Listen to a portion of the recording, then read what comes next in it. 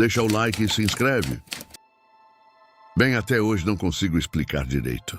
Morava em uma pequena vila de pescadores no litoral do Nordeste, um daqueles lugares onde o cheiro de sal e peixe fresco se mistura com o suor e o mofo das casas de madeira antigas. Eu trabalhava como guia turístico informal, mostrando aos visitantes as praias, os mangues e os recantos que ninguém mais conhecia. Tudo era tranquilo, monótono até que uma maré estranha mudou completamente minha rotina.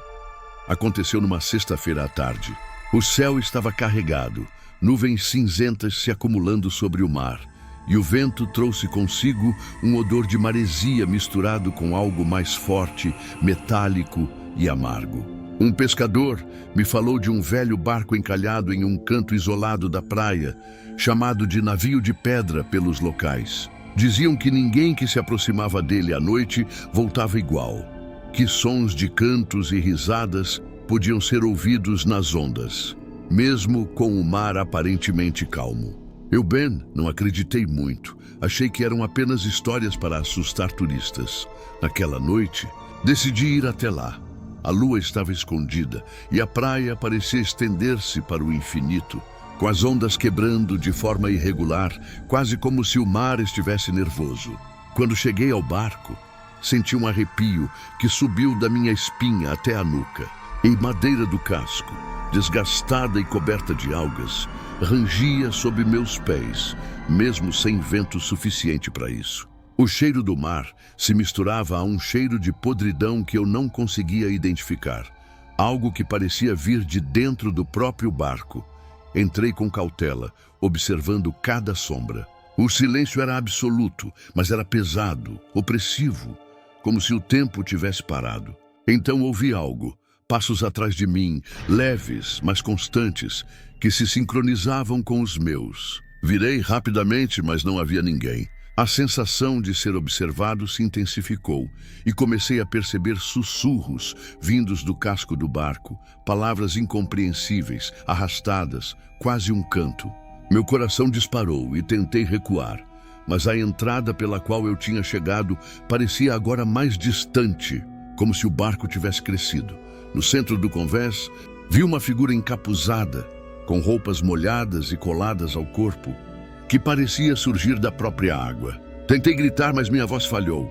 A figura não se moveu, apenas me observava, e então uma voz grave e fria penetrou em minha mente. Você nos viu. Agora não pode sair. A água ao redor do barco começou a se agitar, subindo devagar, formando pequenas ondas que pareciam tentar me agarrar. Senti minhas pernas afundando na areia e na água que invadia o casco, como se o navio tivesse uma vida própria, engolindo quem ousasse entrar. Desesperado, corri pelo convés, tentando alcançar a saída, mas cada vez que olhava para trás, via mais figuras emergindo da água, suas faces cobertas por sombras e algas, olhos negros refletindo apenas o medo. Comecei a ouvir cantos, agora claros, palavras antigas que não pertenciam à língua humana, invadindo minha mente com memórias que não eram minhas, naufrágios, tempestades, mortes de homens que tinham confiado demais no mar. Bem, eu podia sentir cada uma dessas almas me tocando, como se quisessem me puxar para o fundo. O clímax veio quando a água finalmente alcançou meus joelhos, e uma mão fria e gosmenta surgiu do convés, agarrando meu tornozelo. Caí, engolido pela água que agora me submergia quase completamente. A figura encapuzada inclinou-se sobre mim e senti um frio intenso, como se o próprio vento tivesse se transformado em gelo. A voz falou de novo, mas agora parecia vir de todos os lados. O mar leva os curiosos e devolve apenas ecos. Quando despertei, estava deitado na areia, próximo à linha da maré, com o barco desaparecido e a lua surgindo entre as nuvens. Meus braços e pernas estavam arranhados, a pele coberta de areia e pequenas queimaduras que pareciam vir de um frio que ninguém mais sentiu. Corri para minha casa, Ben, e desde então não consigo mais ouvir o mar sem sentir aquele peso.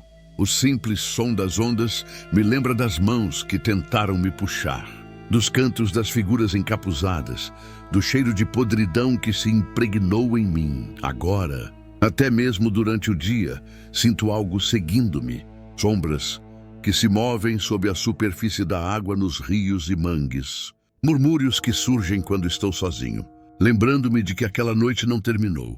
Eu sei que aquele barco e aquelas figuras continuam lá, em algum ponto da costa, esperando pelo próximo curioso, e que de alguma forma, Ben, parte de mim ficou com eles, eternamente ligada àquilo que eu não compreendo.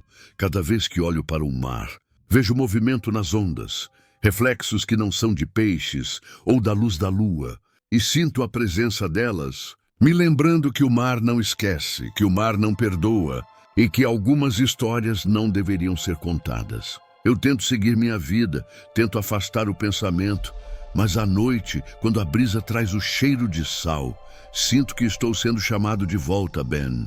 E sei que se eu responder, talvez nunca mais volte.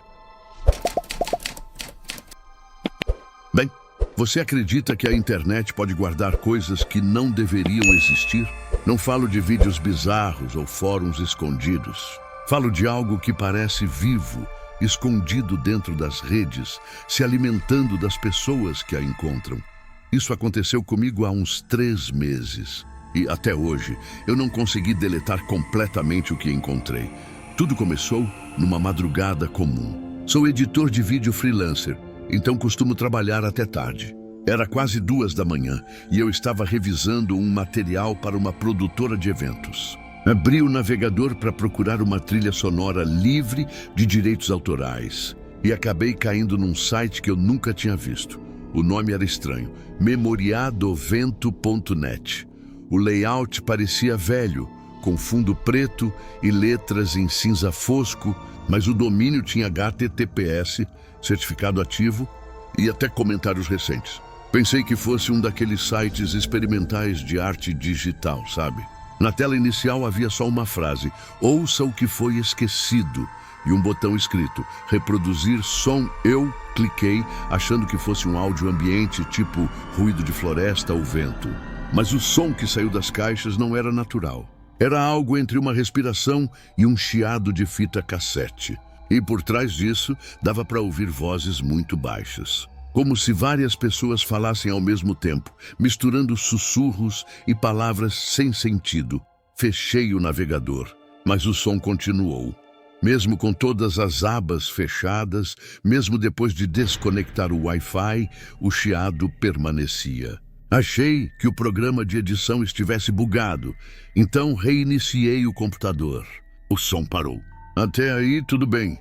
Só que quando liguei de novo, o ícone do navegador estava diferente. Em vez do logo padrão, havia um pequeno círculo girando, como se fosse um redemoinho.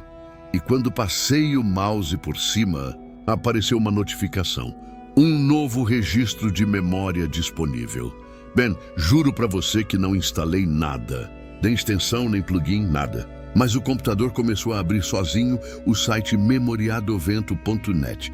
E dessa vez, o áudio carregou automaticamente. Agora, além do som, havia uma imagem distorcida, uma sequência de clipes curtos, mostrando ruas de madrugada, todas completamente vazias. Reconheci uma delas. Era a rua da minha casa. A filmagem parecia feita de dentro de um carro. E o vídeo parava bem em frente ao meu prédio. No canto da tela aparecia um contador. Memória 1 de 99. Fechei tudo às pressas. Desconectei o cabo de rede, tirei até o notebook da tomada. Mas quando olhei pela janela, bem, a rua estava exatamente igual à do vídeo. As mesmas luzes piscando, o mesmo saco de lixo caído no meio-fio. Eu quis acreditar que era coincidência. Mas o contador não parava de subir. Mesmo com o computador desligado, quando ligava de novo, ele mostrava memória 2 de 99. Depois, memória 3 de 99. Cada nova memória mostrava um lugar diferente, mas sempre ligado a mim. A padaria onde eu comprava pão, a parada de ônibus onde eu esperava, quando era adolescente, a escola que eu frequentei no ensino médio. E em todas, a mesma sensação de vazio. Nenhuma pessoa, nenhum som além do vento. Tentei gravar a tela, mas o arquivo sempre corrompia. Pedi ajuda para um amigo que entende de TI. Mostrei o site para ele no meu computador. Só que quando ele digitou o mesmo endereço no dele, o domínio não existia. Eu jurava que estava lá, até mandei print. Mas quando abri a imagem depois, ela estava completamente preta. Depois disso, o navegador começou a abrir sozinho, todos os dias, à mesma hora, 3h12 da manhã. E cada vez que o site aparecia, uma nova memória era adicionada. Na 30ª, percebi uma mudança. As ruas começaram a mostrar pessoas, mas não pessoas comuns. Eram figuras borradas, como se estivessem sendo puxadas pelo vento, os rostos desfocados, as roupas se movendo de forma errada. E em uma das gravações, eu vi algo impossível, um reflexo de mim mesmo, atravessando a rua, igual com a mesma roupa que eu estava usando naquele momento. Desde então, comecei a ouvir barulhos sutis, mas não dentro da cabeça, dentro dos arquivos. Quando abria a pasta de vídeos, os nomes mudavam sozinhos. Um dia percebi que a pasta inteira tinha se renomeado para "Você também é uma memória". Ben, foi aí que eu comecei a perceber um padrão. Cada vídeo novo mostrava uma lembrança que eu tinha tentado esquecer. O dia em que perdi meu cachorro, a discussão que tive com meu pai antes de ele morrer, até o momento exato em que eu deletei o perfil da minha primeira namorada, depois do término. Coisas que ninguém poderia saber. O site parecia reproduzir arrependimentos, como se extraísse memórias diretamente da culpa. Cheguei a formatar o computador inteiro. Instalei outro sistema operacional. Mas assim que abri o navegador pela primeira vez, lá estava ele, memoriadovento.net. A contagem já estava em memória, 83 de 99. Nas últimas, o vídeo começou a mostrar o interior do meu apartamento. Primeiro a cozinha, depois o corredor e, por fim, o quarto onde eu estava assistindo. A filmagem terminava com a imagem do meu monitor e o reflexo de alguém parado atrás de mim. Mas eu estava sozinho. Ontem à noite, o contador chegou em memória 98 de 99. A filmagem mostrava a minha janela, vista do lado de fora. E no final do vídeo, apareceu um texto. Última memória será carregada ao vivo. Desliguei tudo. Mas às 3h12 da manhã, o notebook ligou sozinho. A câmera acendeu. E a tela mostrou o contador final. Memória 99 de 99. O vídeo era em tempo real. Mostrava eu sentado na frente do computador. E atrás de mim, o reflexo do mesmo redemoinho que aparecia no ícone do navegador, girando lentamente, como se fosse feito de vento e luz. O som era ensurdecedor, mas não parecia vir das caixas. Parecia vir de dentro da sala, Ben. Eu fechei o notebook, tirei da tomada e joguei dentro do armário. Mas ainda ouço o chiado toda madrugada, exatamente às 3h12. E hoje, quando liguei outro computador para te contar isso, o histórico já mostrava o site, mesmo sem eu ter digitado nada. O contador está em memória 100 de 99 e o nome da aba mudou. Aconteceu comigo, Ben, há uns 8 meses, e até hoje eu não consigo atravessar uma estrada de terra sem sentir aquele aperto no peito. Eu ainda me pego lembrando do cheiro do mato molhado, da neblina subindo e do som de passos que não eram meus, mas que me seguiam de perto. É difícil explicar, mas preciso te contar. Na época, eu trabalhava como vigia noturno numa pequena usina de açúcar no interior de Pernambuco, perto de São José do Belmonte. O lugar era isolado, cercado de canaviais que se perdiam no horizonte, e a estrada de acesso era só terra batida. Durante o dia, parecia tranquilo. O cheiro de cana cortada, misturado com o de terra úmida, até dava uma sensação de frescor. Mas à noite tudo mudava. O vento vinha pesado, trazendo um cheiro doce, enjoativo, que parecia grudar na pele, e o som das folhas de cana se movendo sozinho parecia sussurrar. As primeiras noites foram normais, só patrulhando com a lanterna pelo galpão e conferindo o perímetro. Mas na quarta noite, percebi algo estranho. Ao passar perto de um galpão abandonado, ouvi um ranger de madeira, como se alguém estivesse abrindo portas antigas. Olhei para dentro, mas não havia nada além de sombras e poeira. Achei que fossem ratos. Na quinta noite, o som voltou, mas mais próximo. Eu estava no ponto de observação, olhando a estrada, quando vi algo se movendo entre a cana. Era alto, magro e parecia andar de um jeito estranho, meio curvado para frente. Pensei ser um trabalhador perdido, até perceber que ele não tinha rosto. Sua pele pálida, refletindo a luz da lua, e olhos fundos demais, negros como buracos. Tentei ligar para a administração da usina, mas o celular não funcionava. O rádio estava mudo. E então, Ben, eu ouvi o som de passos atrás de mim, lentos, arrastando na terra úmida. Mas quando me virei, não havia ninguém. Olhei de novo, e aquela figura já estava à beira do galpão, me encarando em silêncio absoluto. Senti o ar gelar e meu estômago revirar. Nas noites seguintes, começou a piorar. A figura aparecia em diferentes lugares, sempre imóvel, sempre me observando. Não falava, não corria, só ficava ali respirando, ou pelo menos parecia respirar.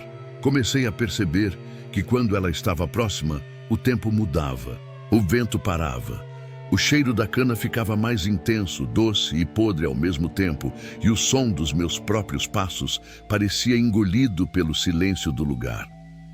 Uma noite, decidi enfrentar. Peguei a lanterna mais potente e fui até o ponto em que a tinha visto pela primeira vez. O mato estava alto, molhado, e cada passo afundava na terra, soltando aquele cheiro forte de umidade misturado com algo metálico. Quando cheguei, não havia nada. Mas então ouvi a voz, suave, mas clara, vindo do nada. Vem! Meu corpo gelou. A voz era feminina, mas distorcida, ecoando em diferentes tons, como se várias pessoas falassem ao mesmo tempo. Bem, eu corri, mas não importava a velocidade. O som me seguia, crescendo, me sufocando. E foi aí que percebi que eu não estava sozinho.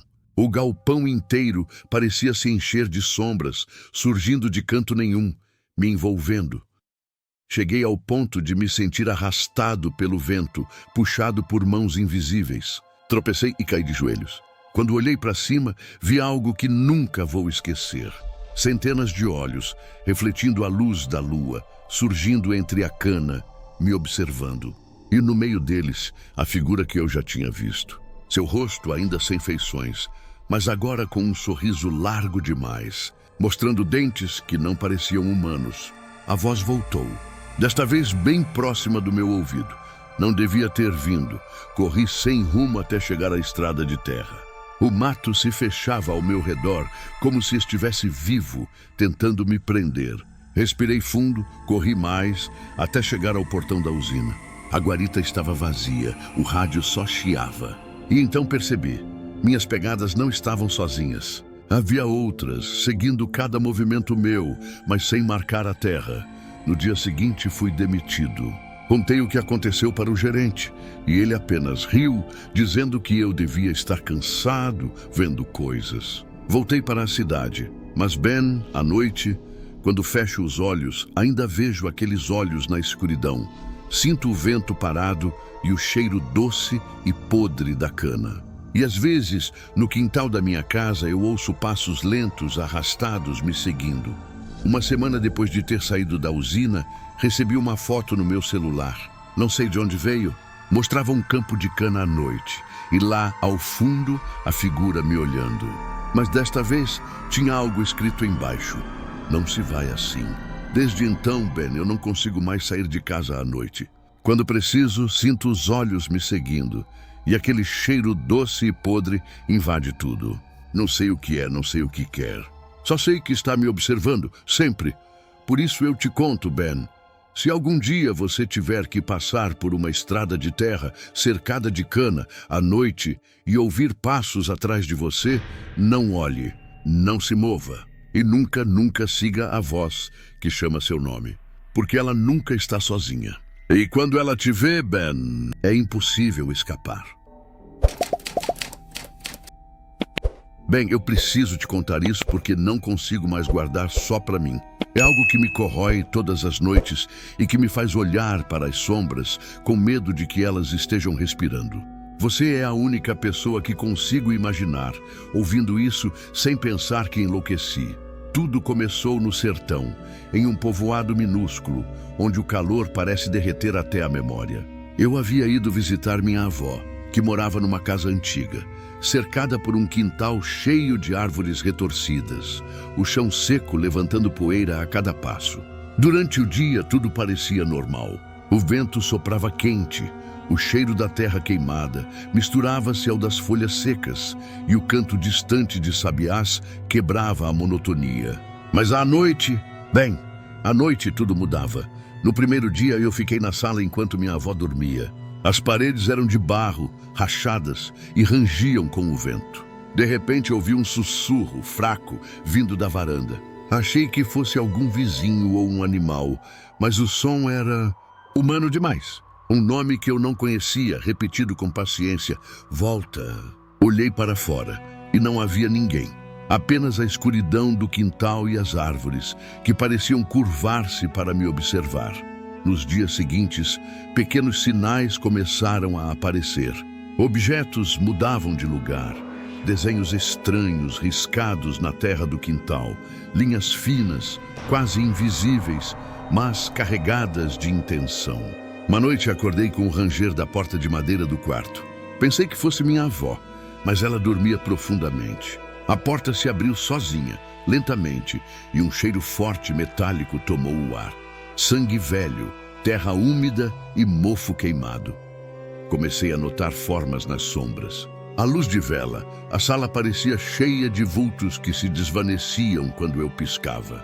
O vento trazia risadas distantes, como se crianças brincassem no quintal, mas ao olhar, nada havia. E então vieram os olhos, pontos negros que apareciam entre as folhas, entre as rachaduras das paredes, sempre me observando. Não era paranoia, Ben.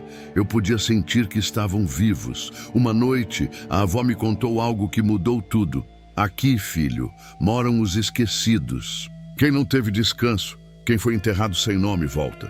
E eles escolhem quem verá. Tentei rir, como quem encara superstição de interior, mas algo na sua voz era real demais. Naquela mesma noite, acordei com passos no quintal. Lentamente a porta se abriu, rangendo, e vi figuras pequenas, encapuzadas, avançando entre as árvores. Não consegui me mexer. Elas não corriam, mas chegavam até a porta com uma paciência fria, calculada. Quando uma delas ergueu a cabeça, vi que não tinha rosto, apenas um buraco negro onde deveriam estar os olhos. E a sensação de que me estudavam, me avaliavam, me possuíam. Nos dias seguintes, os acontecimentos se intensificaram. A água do poço começou a ficar vermelha. O gado recuava diante do quintal, como se sentisse algo que eu não conseguia ver. Eu ouvi uma noite uma cantiga antiga arrastada, entoada em línguas que não reconhecia. Ela vinha do fundo do quintal, atravessando as paredes da casa. Meu corpo tremia, mas meus pés não se mexiam.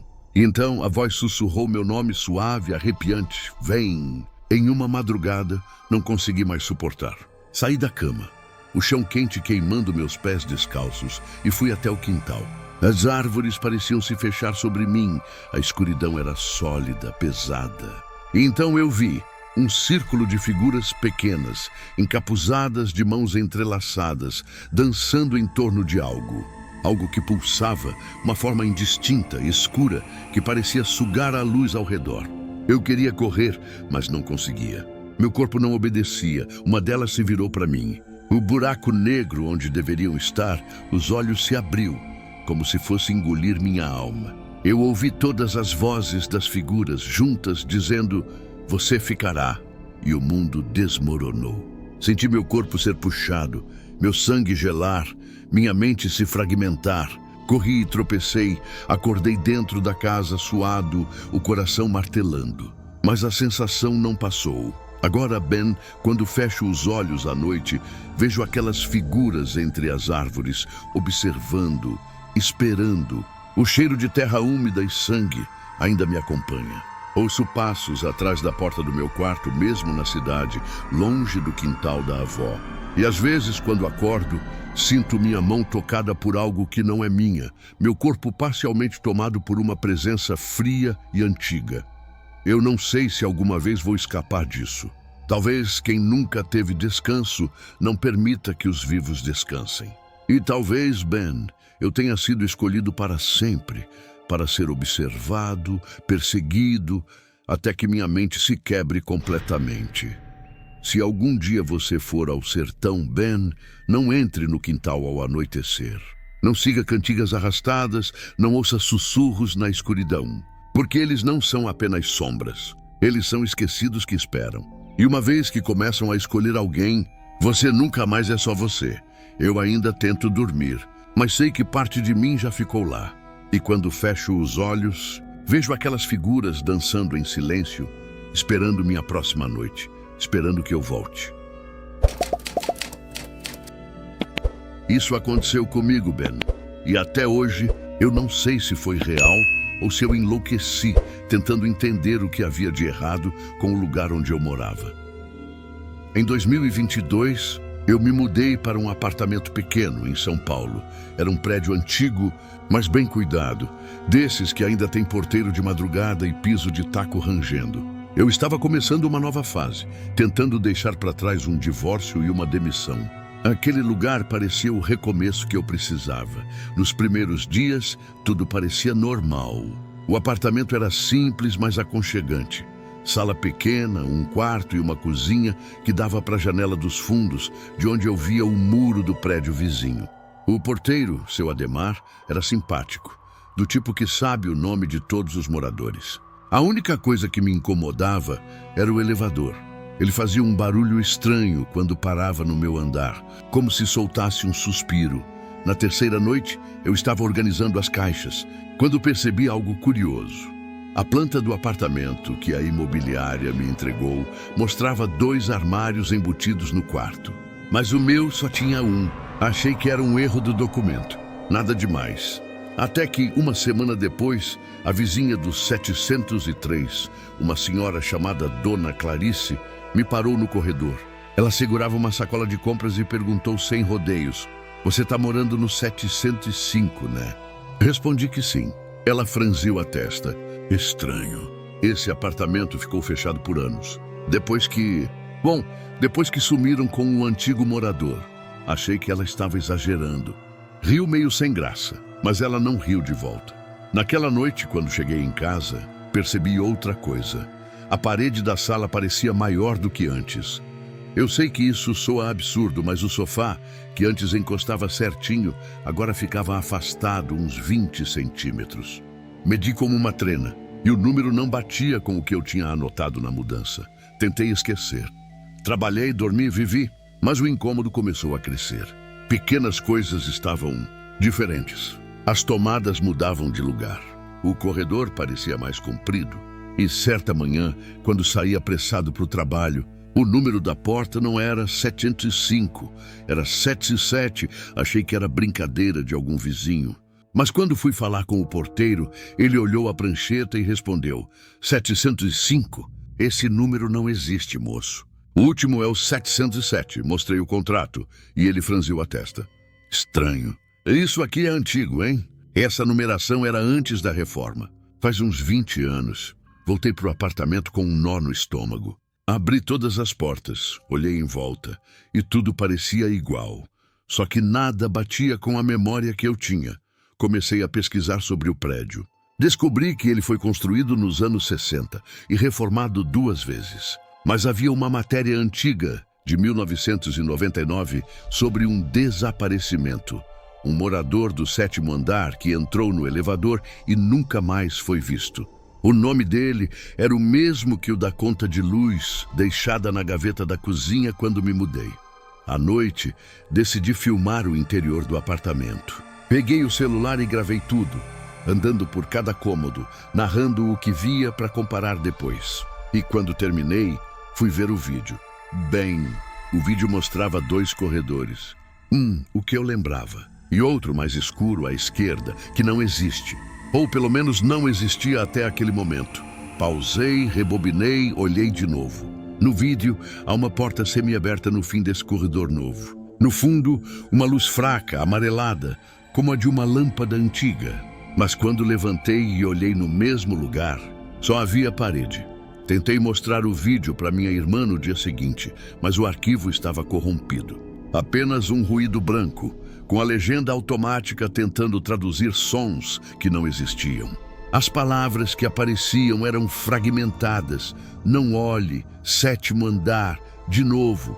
A partir daí, comecei a perceber o prédio mudando de formas cada vez mais sutis. O elevador passava a parar em andares que não existiam. Uma vez as luzes indicaram o número 9 e o prédio só tinha 8 andares. A porta se abriu e lá dentro só havia escuridão. O porteiro jurava que o painel nunca tinha mostrado 9. Mas eu vi, certo dia, resolvi tirar a prova de vez. Esperei o elevador parar no térreo e entrei sozinho. Apertei o 7, mas o botão acendeu em vermelho, não em verde como de costume. E o visor começou a mostrar números decrescentes, 6, 5, 4, 3, até chegar em B. O prédio não tinha subsolo, Ben. Nenhum. Mesmo assim, a porta se abriu. Não havia garagem, nem escadas, nem sinal de construção. Era um corredor estreito, iluminado por lâmpadas antigas, iguais às do vídeo. O ar era parado e, de longe, dava para ouvir um som metálico, um eco ritmado como goteiras em ferro. Andei uns passos. A sensação era estranha, não de medo, mas de confusão. Tudo ali parecia suspenso, como se o tempo não passasse. No fim do corredor, vi uma parede coberta de portas idênticas. Cada uma tinha uma pequena placa de metal com um número. O último número era 705. Tentei girar a maçaneta, mas ela já estava aberta. A porta rangeu e dentro estava o meu apartamento. O mesmo sofá, as mesmas caixas, a mesma disposição, só que tudo coberto de poeira. No relógio da parede, o ponteiro marcava 11h03, o horário em que eu me mudei pela primeira vez. Dei um passo para trás e ouvi o elevador subir sozinho. Quando voltei para dentro dele, o painel mostrava o andar 7. Mas quando as portas se abriram, o corredor era diferente. Mais escuro, sem janelas. As placas das portas tinham números riscados à caneta. Corri até o fim, procurando o meu apartamento. Mas todos os números tinham sido apagados. Apenas o do final do corredor permanecia. 705 com a tinta fresca. Desde esse dia, eu nunca mais encontrei a saída certa. As escadas descem para lugares que não levam ao térreo. O elevador me deixa em andares que não estão nas plantas. E as janelas mostram vistas diferentes, como se o prédio existisse em vários lugares ao mesmo tempo. Eu tento dormir, mas acordo em apartamentos ligeiramente diferentes do meu. Quadros trocam de lugar, móveis mudam de cor, e às vezes, de madrugada, ouço o som do elevador subindo sozinho e parando exatamente no meu andar. O porteiro não fala mais comigo. Na verdade, acho que não é mais o mesmo homem. Ele me cumprimenta com outro nome. E quando perguntei sobre o antigo morador do 705, ele apenas respondeu: "Você ainda está aí, né?" Hoje escrevo isso do que parece ser meu quarto. Mas há algo errado. O armário que nunca existiu está aqui. E dentro dele tem caixas com meu nome, mas com datas de anos que ainda não aconteceram. Em uma delas, há uma cópia do contrato de aluguel. E no campo do endereço está escrito: apartamento 707, mas riscado em cima, com tinta vermelha, a outra palavra escrita à mão: 705 Ben. Se um dia você for visitar um prédio antigo em São Paulo e o corretor disser que o apartamento ficou fechado por muito tempo, não aceite o 7º andar. E se o elevador parar em um andar que você não apertou, não saia, deixa ele fechar a porta e reza para subir de volta. Bem, há quase 2 anos, mas até hoje eu não consigo falar disso sem sentir o estômago virar. E o pior é que tudo começou de um jeito tão banal, tão simples, que às vezes eu me pergunto se aquilo não estava ali o tempo todo, só esperando eu olhar para o lado errado. Eu morava em Belo Horizonte, num bairro antigo, cheio de casas geminadas e muros baixos. Trabalhava como projetista numa construtora. E por ironia, minha rotina era a coisa mais monótona do mundo. Trabalho, casa, mercado, repete. Até o dia em que decidi mudar de apartamento. Não por necessidade, mas por uma sensação estranha. Uma inquietação que me fazia achar que o lugar onde eu estava já não queria mais minha presença. Encontrei um sobrado pequeno, de esquina, numa rua silenciosa perto do centro. Era bonito, com azulejos antigos na fachada e uma escada de ferro em espiral que levava para o segundo andar. O aluguel era ridiculamente barato, o que deveria ter me deixado desconfiado. Mas eu só pensei na economia. O corretor, um homem baixo, magro e de fala arrastada, me entregou a chave com um sorriso nervoso. A casa é boa. Só tem que respeitar o que já mora nela, ele disse. Achei que fosse piada. Mudei numa quinta-feira, fim de tarde. O céu estava cor de ferrugem e o ar tinha um cheiro úmido, de mofo antigo. Quando abri a porta, senti uma corrente fria que não combinava com o calor lá fora. A casa era maior por dentro do que parecia por fora. Os cômodos tinham janelas altas e as paredes descascadas mostravam camadas de tinta sobre tinta, como se cada morador tivesse tentado apagar o anterior. Naquela primeira noite, não dormi bem. Ouvi barulhos, não passos exatamente, mas algo como arrastar de tecido. E de vez em quando, um leve tinir metálico, como se um colar ou corrente balançasse em algum lugar. Quando amanheceu, encontrei o corredor do andar de cima coberto de uma poeira fina, escura, que não estava lá antes. Passei o fim de semana limpando, tentando ignorar. Mas no domingo, quando desci a escada, vi uma marca de mão na parede, bem no degrau do meio. Uma mão pequena, de dedos finos, feita de algo que parecia fuligem. Limpei com um pano úmido. Na manhã seguinte, a marca estava de volta. Foi aí que percebi que o ar da casa tinha mudado. O cheiro de mofo agora vinha acompanhado de algo doce, um perfume floral, leve como lavanda antiga. Vinha principalmente à noite, quando o vento parava e o silêncio se instalava. Na segunda semana, começou o que eu chamo de as horas da casa. Todos os dias, às 3:07 da madrugada, alguma coisa acontecia. Sempre o mesmo horário. Primeiro, um estalo forte na parede, depois o tinido metálico, e então o som de passos lentos descendo a escada. Nunca chegavam até mim, paravam no último degrau. Um dia decidi esperar. Sentei no sofá, luzes apagadas, celular na mão. Às 3:07 o estalo veio, depois o som. E então, algo que eu nunca vou esquecer. O toque leve de dedos nos meus cabelos, como se alguém passasse a mão com cuidado, da cabeça até o ombro. Não vi nada, mas senti um arrepio tão profundo que minhas pernas travaram. Comecei a pesquisar o histórico da casa. Fui atrás da imobiliária, dos vizinhos. Um senhor da casa da frente, seu Olavo, me contou que, há muitos anos, ali morava uma costureira chamada Irene. Vivia sozinha, fazia vestidos para noivas e morreu de forma trágica. Dizem que foi um incêndio no quarto do andar de cima. Mas o estranho, ele disse, é que o fogo só pegou nela. Nada mais queimou. No dia seguinte, subi até o quarto de cima, o mesmo onde eu tinha deixado algumas caixas. O ar ali era diferente. Frio, úmido, com um leve cheiro de tecido queimado.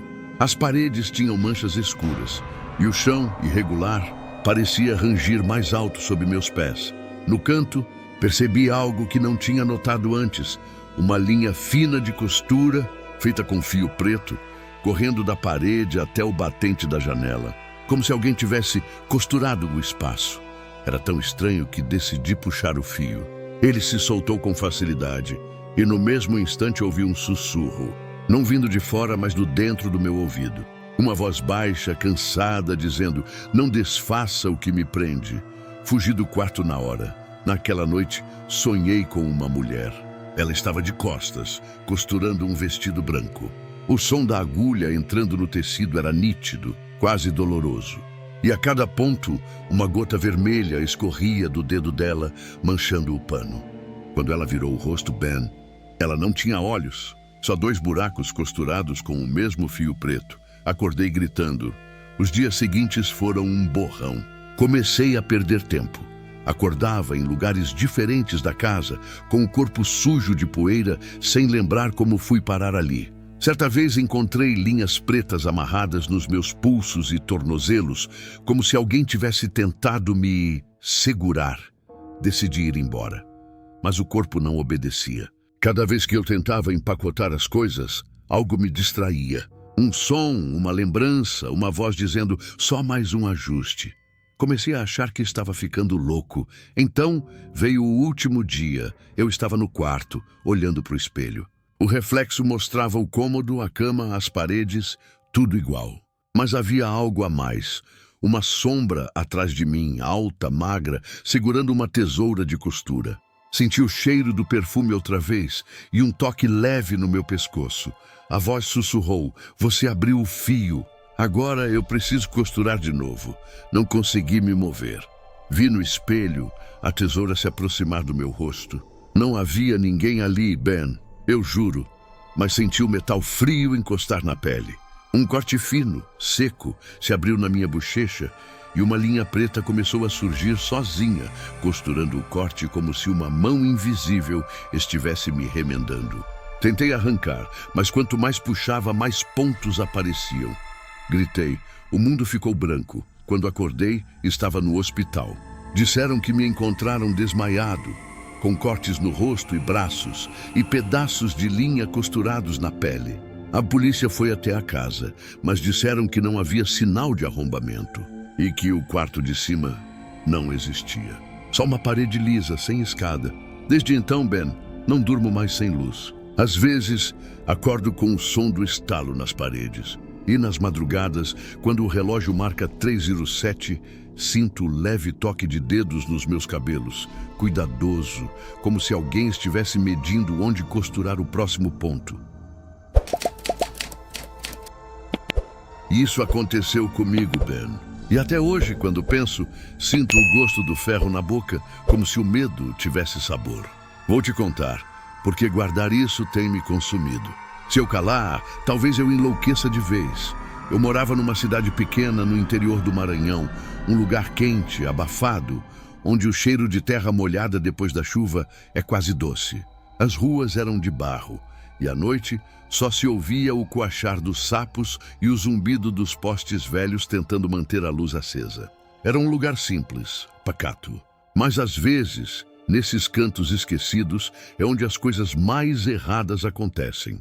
Eu trabalhava como auxiliar num posto de saúde e toda noite passava pelo mesmo caminho de volta para casa.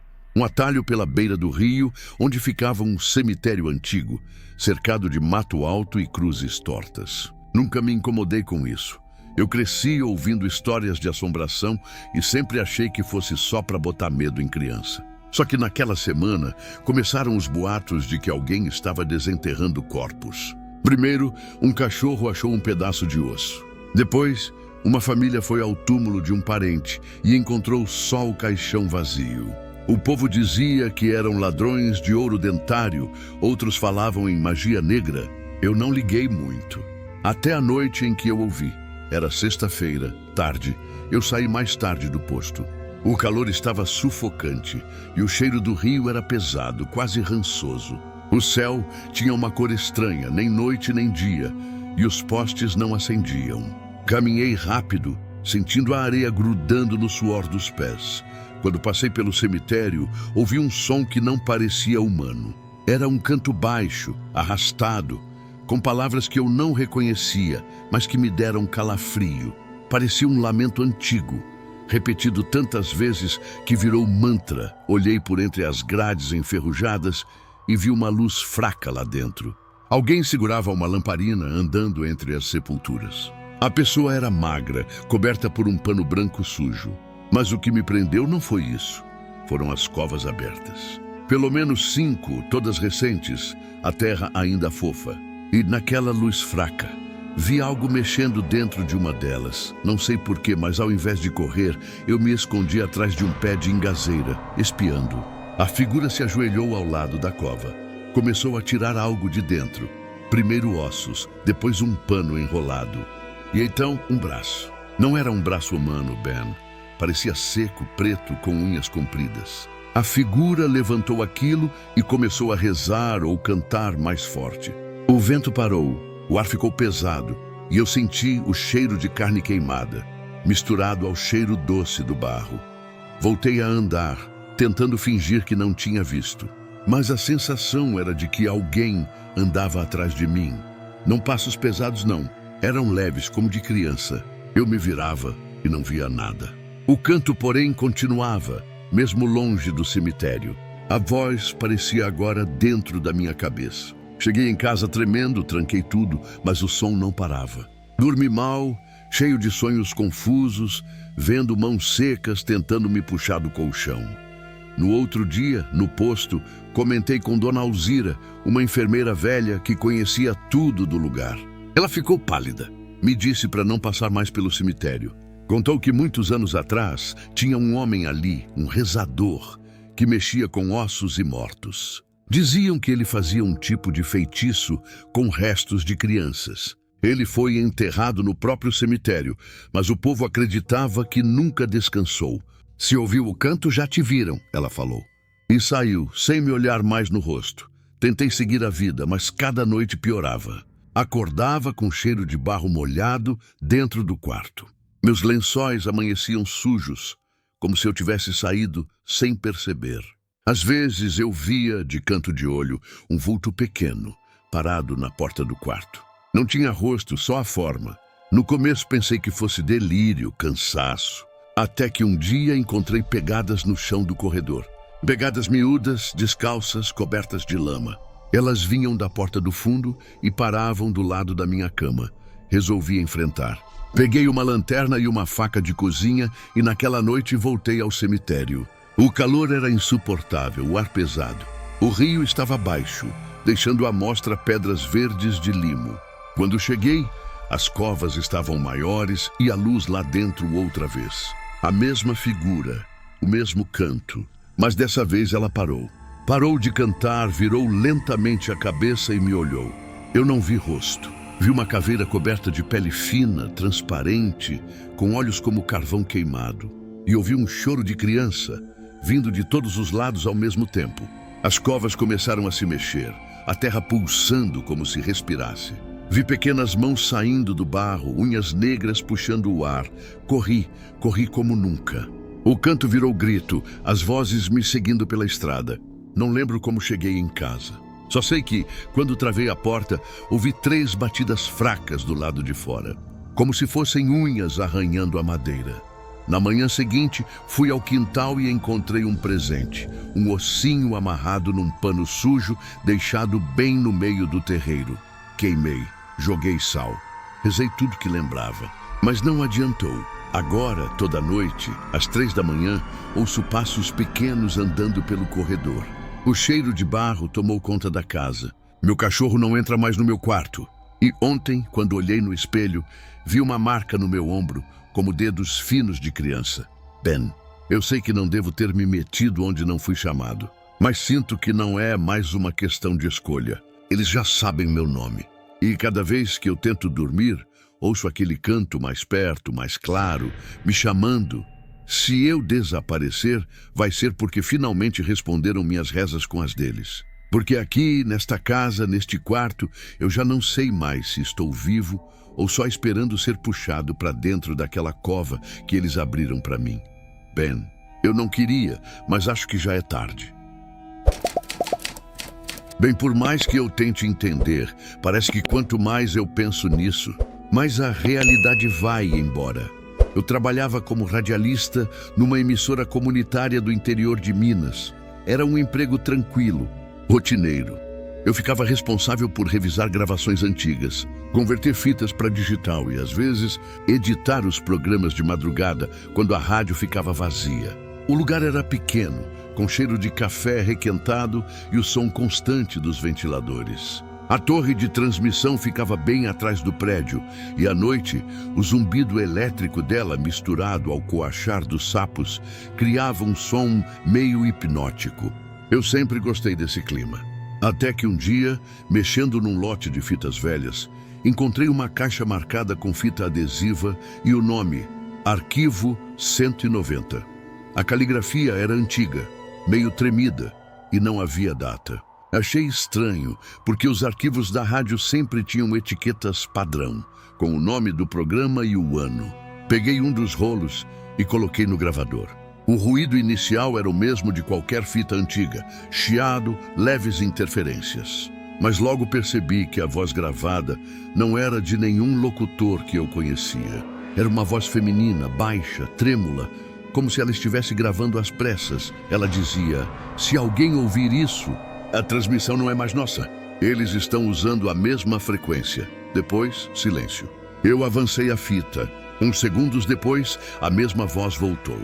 Hoje, às 22h37, o programa repetiu. Exatamente igual à gravação de ontem. Mas ninguém tinha programado reprise. O mais inquietante é que ela falava de um jeito muito pessoal, quase íntimo, como se soubesse que alguém do futuro ouviria aquilo. Ben, eu revisei o sistema da rádio inteira naquela noite. Nenhum programa era transmitido às 22h37. Era um horário morto. E mesmo assim, ela dizia que o sinal estava sendo usado. Deixei a fita de lado, achando que era alguma paranoia de uma locutora antiga. Mas quando fui fechar o estúdio, o relógio marcava exatamente 21h37.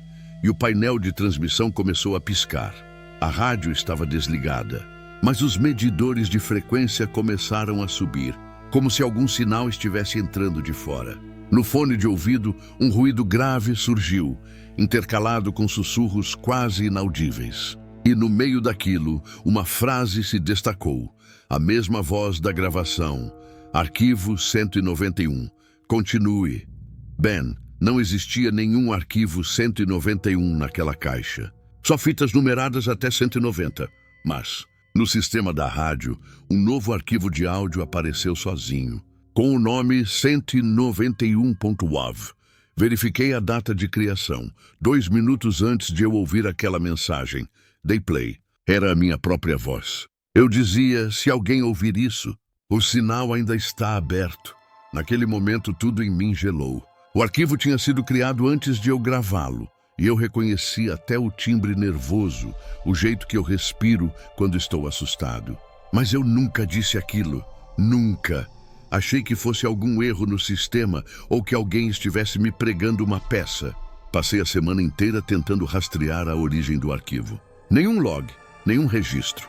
Até que, dias depois, encontrei um novo envelope sobre a mesa do estúdio. Sem remetente, sem carimbo. Dentro, uma fita. O rótulo dizia apenas: Arquivo 192 Ben. A voz que falava nela era outra, mas o conteúdo era o mesmo. Alguém relatando que o programa da noite havia repetido sozinho e que um sinal de retorno havia sido detectado. A data, 1907, o nome da locutora? Rita Campos, uma radialista que desapareceu naquela época. Fui atrás desse nome nos arquivos da cidade e encontrei uma notícia amarelada de jornal local. Radialista desaparece misteriosamente após alegar interferência em transmissões noturnas. A matéria dizia que ela morava na própria rádio, na mesma sala que hoje eu usava como estúdio. O último registro de voz dela foi uma fita enviada para o diretor, dizendo que o eco do sinal havia respondido. Naquela noite, fiquei obcecado. Programei o sistema para gravar automaticamente tudo o que fosse transmitido depois das 22h. Às 22h37, a rádio ligou sozinha. Nenhum botão, nenhuma intervenção minha. O painel brilhou e a transmissão começou, com uma vinheta antiga, dos anos 80, e o mesmo timbre de voz de Rita. Ela dizia: Arquivo 193, o sinal continua. A voz era nítida, como se estivesse sendo gravada naquele momento, mas a fita estava datada de 1987. Ben, naquele instante percebi que aquilo não era só uma gravação. Era um loop temporal, uma espécie de transmissão contínua, repetindo-se entre décadas, sempre na mesma frequência. Nos dias seguintes, a cidade começou a notar o fenômeno. Pessoas disseram ouvir a rádio tocar, mesmo fora do ar. Outros afirmavam ter ouvido seus próprios nomes sendo citados ao vivo, por uma voz feminina. Um motorista jurou que, ao sintonizar 97.3 FM, a frequência da rádio, ouviu a previsão do tempo do dia seguinte. Ela se cumpriu exatamente como foi dita. Eu tentei desligar tudo, Ben. Desconectei o transmissor, cortei a energia. Mesmo assim, à noite, as luzes do estúdio se acendiam sozinhas. E o relógio sempre marcava 22h37. Comecei a gravar áudios de controle, falando datas e horários, para ver se eles também seriam eco. Mas o que me assustou foi quando, em um deles, minha voz respondeu, sem que eu tivesse gravado nada: "Você está perto do fim da frequência." Depois disso, comecei a sonhar com o estúdio. Nos sonhos, eu ouvia várias versões de mim mesmo, todas tentando desligar os equipamentos, mas o painel nunca apagava. E em todas as versões, o relógio era o mesmo. Um dia, ao chegar para trabalhar, encontrei o computador principal travado em uma tela preta. No meio dela piscava uma frase branca: "Arquivo 200 finalizado." Mas eu nunca tinha criado nenhum arquivo 200. Quando consegui abrir o diretório, todas as gravações estavam lá, de 190 até 199, exceto uma. A 191, a minha, havia sumido, e no lugar dela havia uma nova pasta, nomeada com a data de amanhã. Dentro, um único áudio com 2 minutos e 37 segundos. Dei play. Era a minha voz, falando com você, Ben. "Isso aconteceu comigo, Ben. Se você ouvir, não desligue a rádio." Ben, eu não lembro de ter gravado isso. Mas toda noite, às 22h37, quando passo em frente ao prédio antigo da emissora, vejo as luzes piscando lá dentro, mesmo que a rádio tenha sido fechada há meses. E se eu sintonizo o rádio do carro, ainda ouço aquela vinheta antiga, repetindo em loop, "Arquivo 191. O sinal continua. Eu não sei se estou preso nesse ciclo, ou se o ciclo está preso em mim. Mas e se algum dia você ligar o rádio à noite e ouvir uma voz dizendo seu nome, não responda. Porque se responder, talvez o sinal encontre você também." Bem, é difícil até colocar em palavras, porque parece coisa que a gente inventa, mas eu juro que é verdade. Ainda sinto o cheiro daquela terra molhada, misturada com ferrugem. Ainda vejo o breu daquela noite na beira da represa. Se eu fechar os olhos agora, ainda escuto o som da água respirando. Sim, respirando. Eu morava em Itamarandiba, Minas Gerais, uma cidade pequena, cortada por morros e plantações de eucalipto. Fazia pouco tempo que eu tinha voltado para lá, depois de terminar um curso técnico em Montes Claros. Não consegui emprego na cidade grande e acabei aceitando um serviço na Secretaria de Obras da Prefeitura. O trabalho era simples: acompanhar o pessoal que fazia manutenção em estradas e barragens. Nada demais, até aquela noite. A represa do Sítio Novo era um lugar bonito, mas estranho. O pessoal evitava ir para lá depois do pôr do sol. Diziam que a água chama. Eu achava que era só superstição de gente velha. A barragem era antiga, feita ainda nos anos 50, e havia histórias sobre trabalhadores que tinham morrido soterrados durante a construção. O corpo de um deles, diziam, nunca foi encontrado. Naquele dia, a gente foi para lá, porque um dos vertedouros tinha entupido com galhos. Era começo de maio, e o tempo andava meio maluco. O calor vinha pesado durante o dia, mas à noite caía uma friagem úmida que grudava na pele. A previsão era de chuva, então o engenheiro pediu para a gente resolver o problema antes que o nível subisse. Chegamos perto das 5 da tarde. O sol ainda queimava o chão de pedra e o ar cheirava a mato seco. O lago estava baixo e dava para ver as margens lamacentas cheias de pegadas de bicho. Ficamos ali até escurecer, tentando tirar o entulho.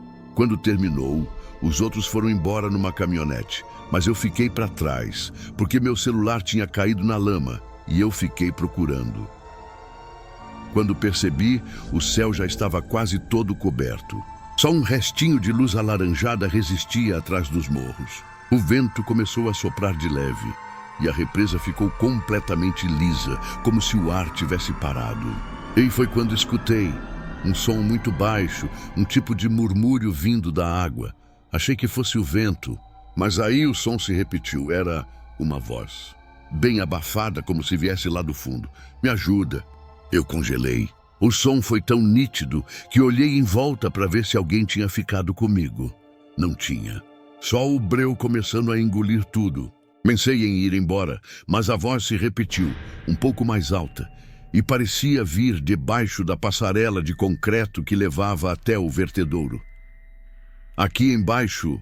Bem, eu devia ter fugido, mas a curiosidade foi mais forte. Peguei a lanterna do capacete e desci devagar a escadinha, que dava para a estrutura inferior. O cheiro lá embaixo era horrível, uma mistura de mofo, lodo e ferrugem. A água batia nas paredes de concreto, lenta, e cada movimento fazia ecoar aquele som pesado, oco. A voz veio de novo, mas agora soava molhada, engasgada. Tá frio aqui. A luz da lanterna tremeu. O feixe passou rápido por algo na superfície. Parecia uma mão, pálida, subindo e descendo na água. Gritei, mas o som morreu abafado, como se o ar fosse espesso. Eu me abaixei para tentar enxergar melhor. A mão apareceu de novo, e juro por Deus que ela se mexeu. Uma mão de homem, com os dedos inchados, a pele quase transparente. Senti um arrepio na espinha. Recuei um passo e a lanterna caiu na água. Por um instante tudo ficou escuro e então algo respirou atrás de mim. Foi um som pesado, molhado. Eu me virei e vi tinha um rosto me observando por cima da superfície da represa. Não era um rosto vivo. Era uma coisa branca, deformada, inchada, com olhos abertos demais. E ele falava sem mexer os lábios. De você ficou também... Eu corri tropeçando, batendo nas paredes, até sair dali. Quando cheguei à estrada, a chuva começou de repente, forte, grossa, lavando tudo. Olhei para trás e vi a lanterna ainda acesa dentro da água, girando sozinha. Não consegui dormir naquela noite. O som daquela voz não saía da minha cabeça. Parecia que ela tinha entrado em mim. E quando o vento passava, eu jurava ouvir de novo o mesmo sussurro, aqui embaixo. No outro dia, contei o que aconteceu para o engenheiro e ele me olhou com um ar estranho. Disse que aquilo devia ser cansaço, alucinação, mas que já tinham falado de uma voz na barragem antes. Que um rapaz do turno noturno havia se afogado ali há uns meses e que o corpo nunca foi achado. Ben, o pior é que depois daquilo eu comecei a sonhar com a água. Sempre o mesmo sonho. Eu de pé na beira da represa e o lago respirando. Não ondulava, respirava, subia e descia como um peito. E dentro da água algo pulsava. Dava para ver uma luz fraca, batendo ritmada como um coração. Os sonhos foram ficando mais nítidos. Eu acordava encharcado, sentindo o cheiro de lodo, como se tivesse estado lá de verdade. E então, uma noite, ouvi o som vindo do banheiro. Uma goteira, pensei. Mas quando cheguei perto da pia, vi que a água do ralo fazia bolhas. E dentro das bolhas, Ben, havia rostos pequenos, distorcidos, como se tentassem sair. A partir dali, a represa começou a me chamar. Eu evitava passar por perto, mas às vezes ouvia o barulho da água mesmo dentro de casa. A pia, o chuveiro, o tanque, tudo fazia o mesmo som.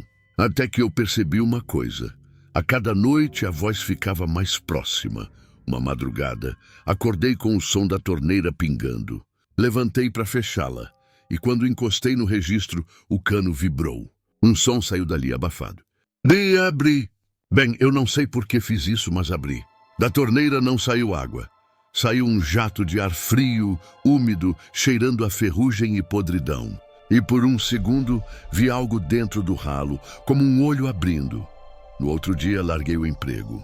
Tentei me mudar, mas era tarde. Onde quer que eu fosse, eu ouvia o som da água me seguindo. Em poças na rua, em caixas d'água, até no barulho da chuva. Como se o mundo inteiro tivesse virado uma extensão daquela represa.